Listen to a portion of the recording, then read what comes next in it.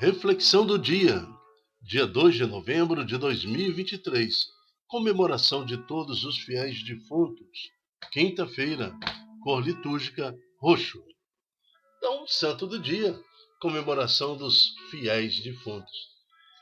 Esta intercessão pelos mortos já é previsto nas Escrituras, em 2 Macabeus, por exemplo, lá no seu capítulo 14, versículo 45, já dá uma referência onde o povo se volta em oração a Deus, intercedendo por aquelas almas que se foram, principalmente na batalha para a libertação em defesa do culto judaico, né, e libertação do povo de Israel. Então, a intercessão dos santos também tem a sua intercessão pelos mortos, tem sua referência também no segundo século da nossa igreja apostólica, né, que na época já em Roma e também no Oriente já tinha referência sobre a intercessão para os santos defuntos. Depois esta comemoração se acentua lá pelo século X com os monges beneditinos que se preocupam porque eles pensam: puxa vida, tem tanta gente que recebe intercessão, oração, mas aquelas pessoas que morreram, às vezes sem um parente, às vezes sem uma pessoa, né, que recorde diante de Deus, interceda diante de Deus por ela. Então, lá pelos anos 1000, começa esta comemoração de todos os fiéis defuntos. E tornou-se assim esta devoção até os dias de hoje.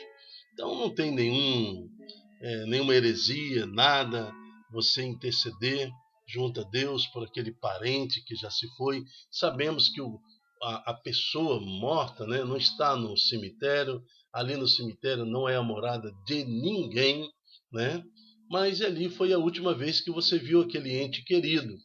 Então por isso que a gente volta ao local onde nós ouvimos pela última vez, né? E assim nos despedimos e voltamos várias vezes para interceder diante de Deus pelo nome de Jesus, confiando na misericórdia do Senhor. Senhor nosso Deus, resgatai as almas dos nossos conhecidos e familiares do purgatório, além daquelas que necessitam das nossas orações. Pedimos também a intercessão para que sejamos santos e purificados nessa vida, a fim de chegar diretamente ao céu. Amém. Estamos reunidos em nome do Pai, do Filho e do Espírito Santo. Amém.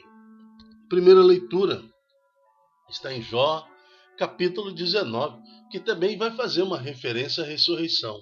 Jó tomou a palavra e disse: gostaria que minhas palavras fossem escritas e gravadas numa inscrição com um ponteiro de ferro e com chumbo, ou seja, faz a cava, né, na pedra e depois derrete o chumbo, que o chumbo fica gravado na pedra, gravadas na rocha para sempre.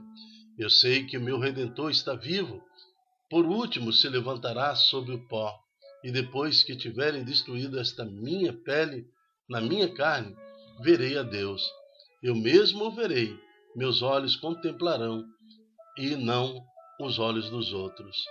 Então Jó tinha certeza da ressurreição, sabendo que depois da morte, vivendo no seu busca, né, pela santidade, vivendo suas dificuldades, ele que sofreu tanto, mas o que lhe dava esperança é que na certeza da sua morte, após a sua morte, ele não ficaria lá destruído, apenas como um pó. Ao contrário, ele seria recomposto em ressurreição. Eu mesmo verei com meus olhos e contemplarei o Senhor. Né? Não os olhos dos outros, os meus olhos. Palavra do Senhor, graças a Deus. Assim também nos fala o Salmo 22 de hoje. O Senhor é o pastor que me conduz, não me falta coisa alguma. Pelos prados e campinas verdejantes, ele me leva a descansar. Para as águas repousantes, me encaminha e restaura minhas forças. Ele me guia no caminho mais seguro, pela honra do seu nome. Fala da vida presente, mas também fala da vida futura, né, de ressurreição diante do Senhor. O Senhor é o pastor que me conduz. Não me falta coisa alguma. Em outro momento ele fala assim, preparais à minha frente uma mesa, bem à vista do inimigo, com óleo vós ungis a minha cabeça, e meu cálice transborda. O cálice transbordar aí é sinal de prosperidade, mas também é sinal de morte e de riqueza pós-morte, né? Felicidade e todo bem hão de seguir-me por toda a minha vida. Na casa do Senhor habitarei pelos tempos infinitos. Ressurreição. O Senhor é o pastor que me conduz. Não me falta coisa alguma. Assim que devemos proclamar, né, e viver esse salmo. Mesmo diante da morte de um parente, de um pai, de uma mãe, de um filho, o Senhor é meu pastor e me conduz. Não me falta coisa alguma. Aquela pessoa que se foi, então, ela vai sob a proteção desta palavra de Deus. Não há de faltar coisa alguma, nem nesta vida, nem na próxima vida que viveremos com o Senhor. Segunda leitura está em 1 Coríntios, capítulo 15, de 20 a 28. Irmãos, Cristo ressuscitou dos mortos como primeiro, como primícias dos que morreram. Então, da mesma forma que Jesus ressuscitou, nós também vamos ressuscitar. Com efeito, por um homem veio a morte, Adão, né? É também por um homem que vem a ressurreição dos mortos, Jesus Cristo. Como em Adão todos morreram, assim também em Cristo todos viverão. Porém, cada qual segundo uma ordem determinada. Em primeiro lugar, Cristo, como primícia. Depois, os que pertencem a Cristo, por ocasião da sua vinda. Então, aqueles que morreram no batismo, morreram testemunhando a fé, também ressuscitarão na ocasião da vinda e a segunda vinda do nosso Senhor Jesus. A seguir será o fim, quando ele entregar a realeza a Deus Pai, pois é preciso que ele reine até todos os seus inimigos fiquem por debaixo dos seus pés. O último inimigo a ser destruído é a morte. Com efeito, Deus pôs tudo debaixo dos seus pés. Mas quando ele disser tudo está submetido, é claro que estará excluído dessa submissão aquele que submeteu tudo a Cristo. E quando todas as coisas estiverem submetidas a ele, então o próprio Filho se submeterá àquele que lhe submeteu todas as coisas, para que Deus seja tudo em todos. Então, nós estamos falando de um tempo onde a igreja há de viver com Cristo ressuscitado, mas o próprio Cristo há de consagrar essa igreja a Deus Pai Todo-Poderoso. Que, na verdade, o Cristo é o Deus encarnado, que se fez homem no nosso meio. Esta toda referência, nós estamos falando de um único Deus. Nós devemos morrer, ressuscitar e voltarmos para Deus, assim como nos ensinou a primeira leitura no livro de Jó. Evangelho. Anúncio do Evangelho em Lucas, capítulo 12, 35 e 40. O Senhor esteja conosco, Ele está no meio de nós. Proclamação do Evangelho de Jesus Cristo segundo Lucas. Glória a vós, Senhor. Naquele tempo disse Jesus a seus discípulos: que os vossos rins estejam cingidos, estejam com as lâmpadas acesas, sede como homens que estão esperando o seu Senhor voltar de uma festa de casamento, para lhe abrir imediatamente a porta, logo que ele chegar e bater. Então nós temos que viver essa vida com muita atenção, preparados, né? A qualquer momento o Senhor há de voltar. Felizes os empregados que o Senhor encontrar acordado quando ele chegar. Então, felizes aquelas almas que o Senhor, ao chegar, encontrarmos atentos, participantes da igreja da fé. Em verdade eu vos digo, ele mesmo vai cingir-te, fazer sentar-se à mesa e passando o servirá. Veja que todo o reino de céu sempre está comparado com uma mesa, né? Com um alimento.